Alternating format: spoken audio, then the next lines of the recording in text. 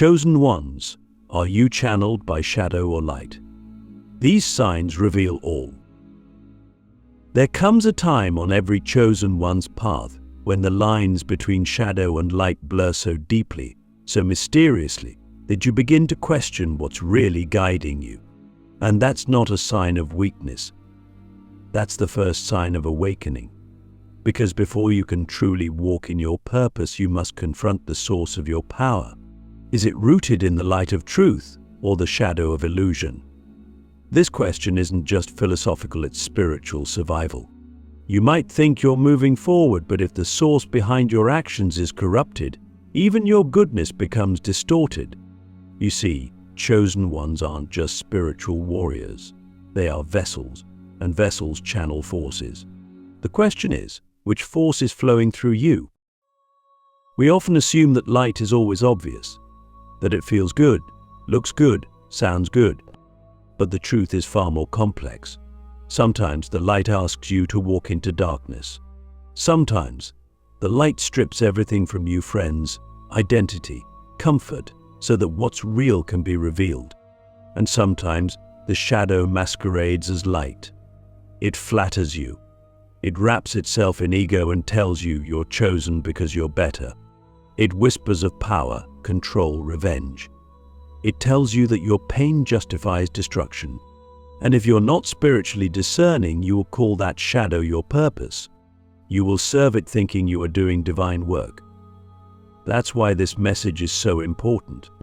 Because too many chosen ones don't realize they're being channeled by shadow until they've burned bridges they were meant to build. Until they've silenced the voice of their soul in favor of the noise of validation. Click subscribe to this channel to get more profound spiritual lesson. But let me ask you something uncomfortable. Have you ever done the right thing for the wrong reason? Have you ever helped someone only to feel superior? Have you ever spoken truth not with compassion, but with the intent to wound? These are subtle signs, but they are the fingerprints of shadow energy. And the shadow doesn't always look like evil. That's the trickiest part. It often looks like justice. It feels like righteous anger. But underneath it is resentment, a need to prove, a desire to dominate. And if you don't catch it, it will use your gifts to build altars to your ego instead of sanctuaries for healing. Now, let's get deeper. One of the clearest signs you're being channeled by light is this: you feel peace even when you're not understood. The light doesn't need applause. It doesn't need everyone to get it. It just is. It moves in alignment, not approval. So ask yourself, do you feel disturbed when people don't agree with you? Do you feel the need to convince, to dominate, to be seen as right? That's not light. That's unresolved shadow, seeking validation through control. The light doesn't argue, it radiates. It doesn't seek power, it is power. Silent, steady, unshakable. But here's where it gets even more real. Sometimes chosen ones are meant to channel shadow, but not for destruction, for purification. There is a sacred form of shadow work that is divine. It surfaces old wounds, ancestral patterns, collective trauma. And when it moves through you, it doesn't feel like love. It feels like fire. But that fire is not meant to consume, it's meant to cleanse. So how do you know if you're channeling shadow for destruction or purification? It all comes down to your heart, your intention. Are you doing it from love, or are you doing it from hurt? Are you trying to heal, or are you trying to be seen as powerful? This is the inner battle the chosen face. Every day, every decision, every thought. And the scariest part is this: you can't always see your own shadow. That's why solitude is essential. That's why silence, stillness, and sacred reflection aren't optional, they're mandatory. Because in the noise of the world, the shadow thrives. It feeds on chaos. It shapes itself in the mirrors of others' projections. But in silence, the masks fall, and the true frequency of your spirit rises to the surface. So I ask you this: when was the last time you sat with yourself with no music, no stimulation, no distractions? Just you, your breath, and the raw truth of your soul. If that terrifies you, it's a sign that shadow has claimed too much space. The light doesn't fear silence. It lives there. It speaks in whispers. And if you're always moving, always achieving, always proving, you won't hear it. Another sign: the energy you leave behind. When you enter a room, what shifts? Do people feel seen, safe, strengthened? Or do they shrink, tremble, or walk on eggshells? The shadow manipulates through fear. The light transforms with presence. One controls, the other liberates. And you must be radically honest with yourself, because the chosen don't get the luxury of denial. We are spiritual architects. And every word, every action, every vibration we emit is building something. The question is, are we building temples of healing or tombs of ego? You might be thinking, but I've made mistakes. I've hurt people. I've moved from shadow. Good. You're human. This isn't about perfection. It's about awareness. The truly dangerous chosen ones are not those who have shadow, but those who refuse to see it. Those who weaponize their gifts without wisdom. But if you can look in the mirror and say, I've been there, I felt that, I've done that, and I want to rise higher, then you are already turning the current. Let me tell you something powerful. The light doesn't reject the shadow. It integrates it. It says, I see you, I know your pain, but you don't get to drive this vehicle anymore.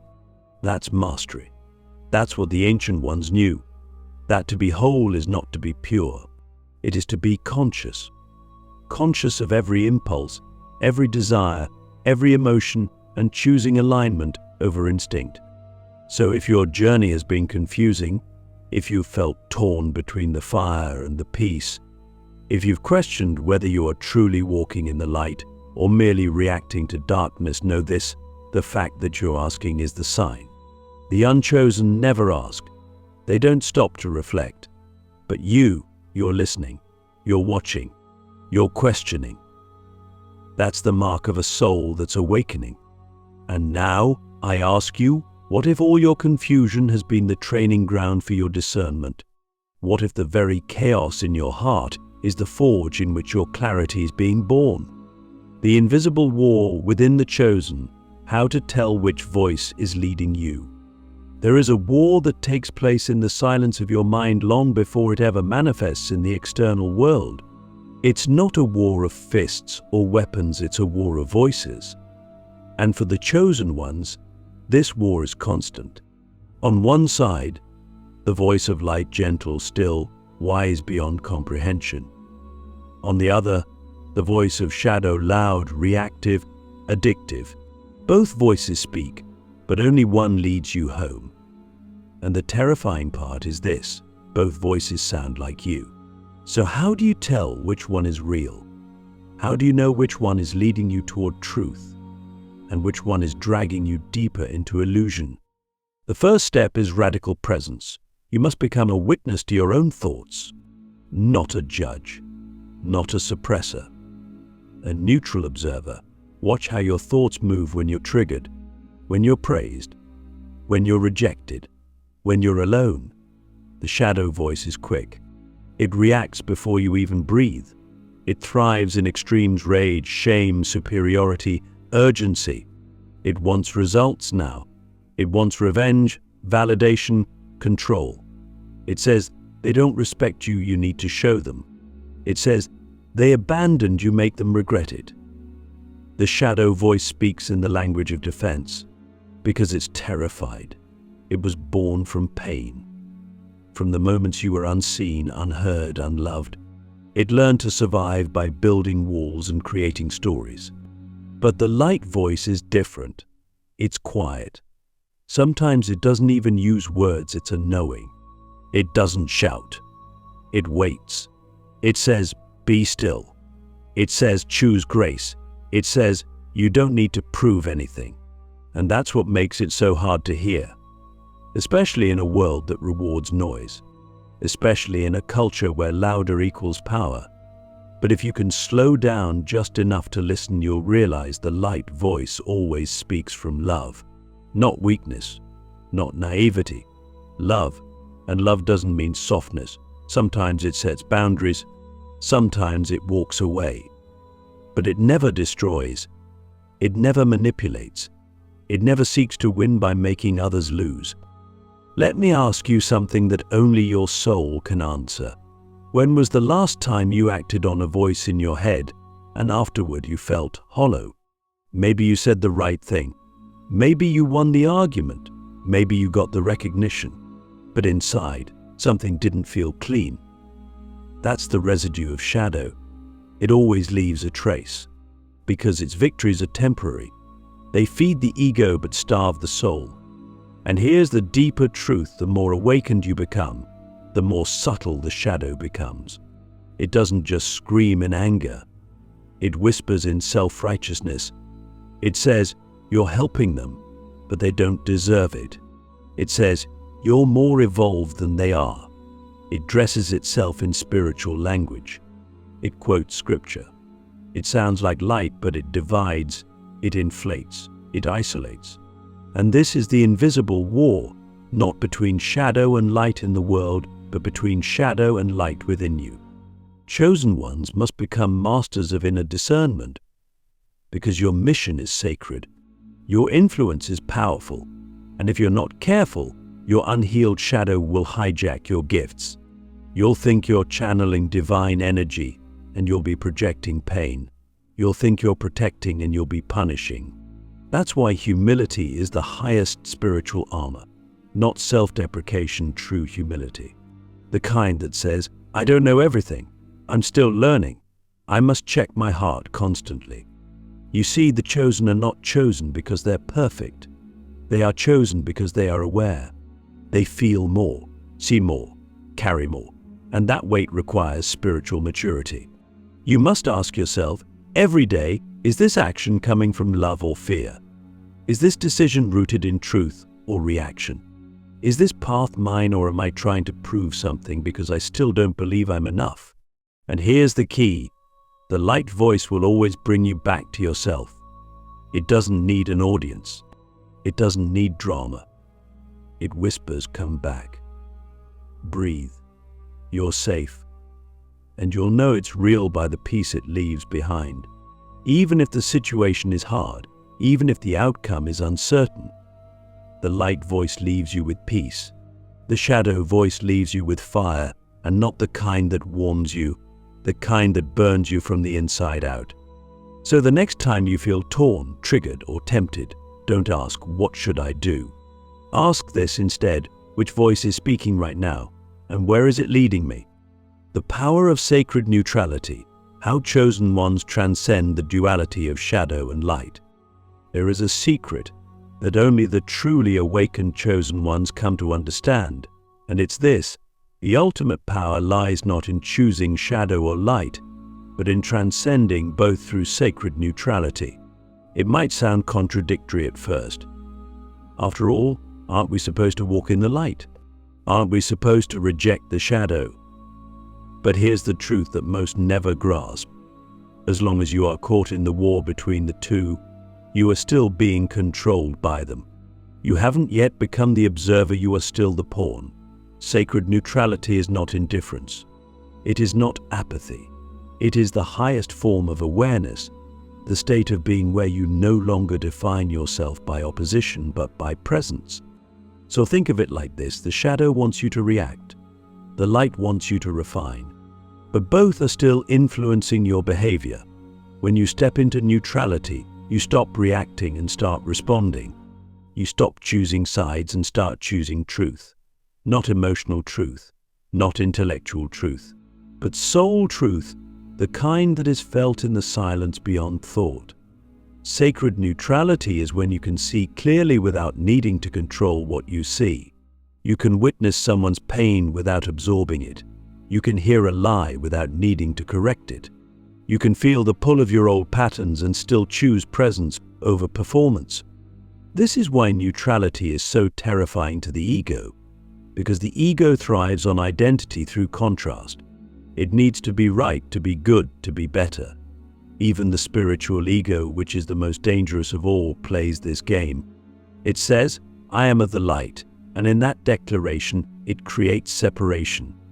But the soul doesn't need declarations. The soul just is. It doesn't scream, "Look at me."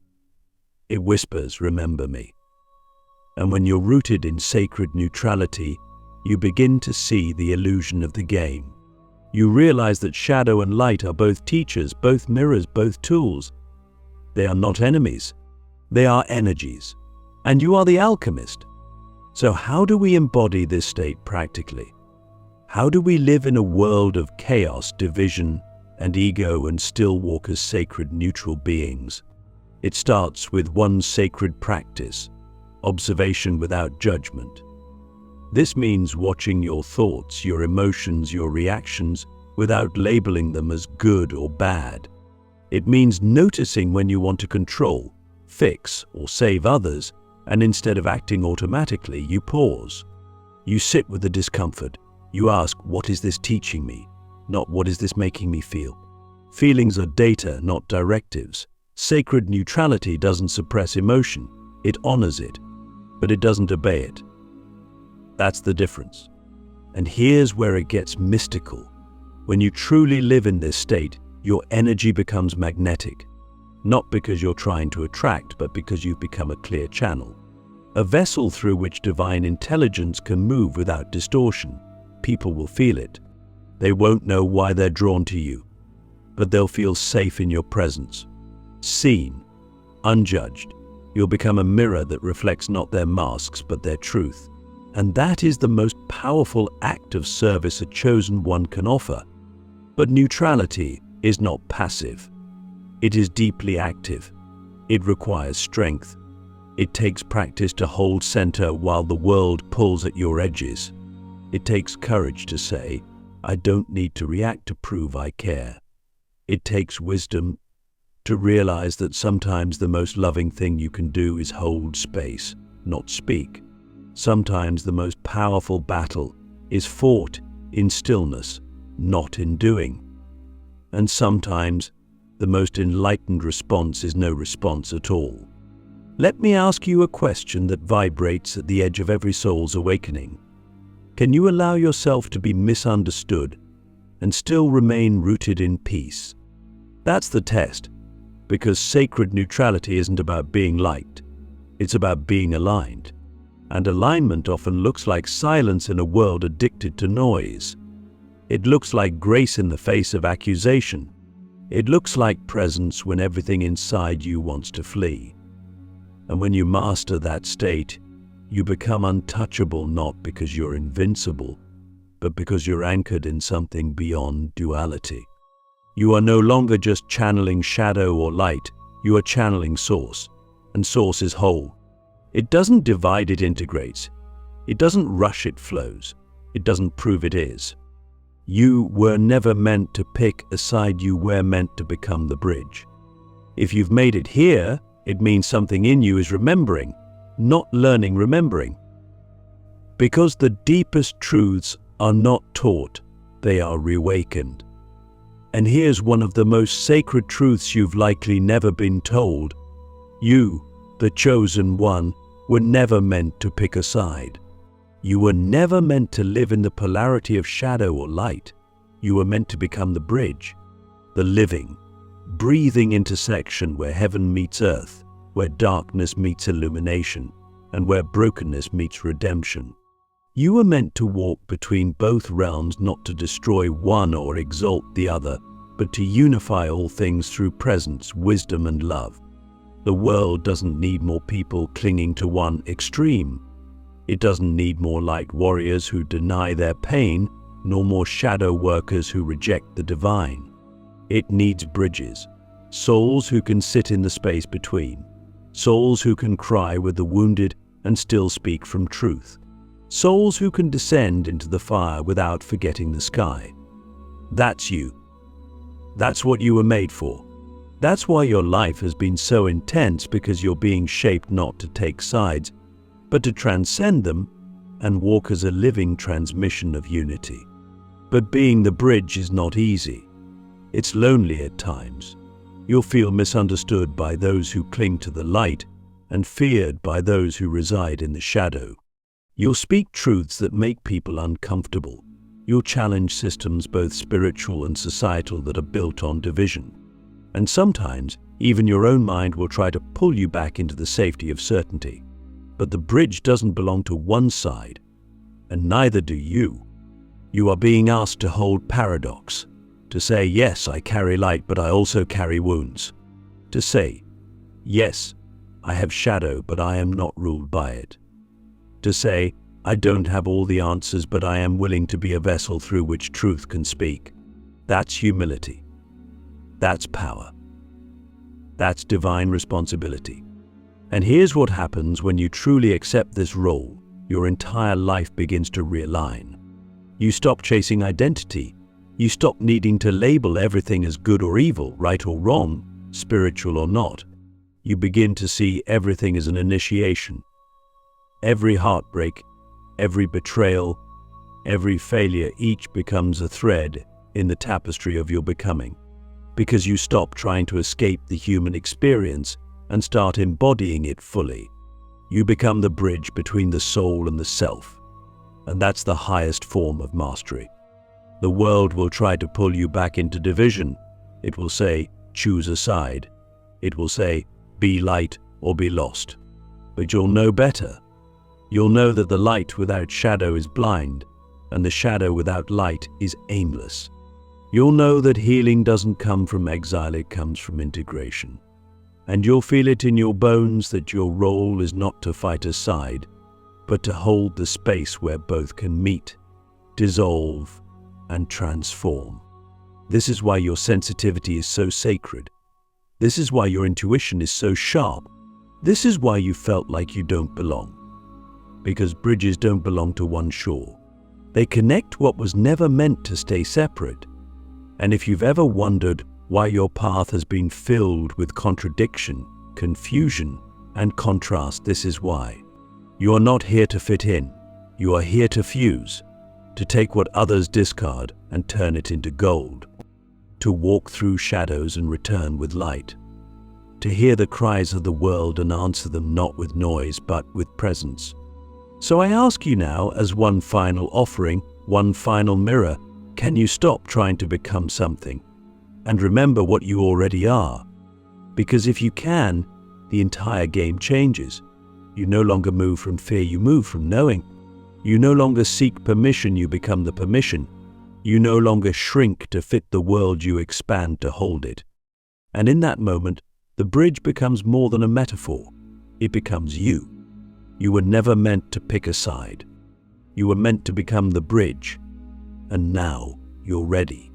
Let the world feel what it's like when a chosen one walks in wholeness,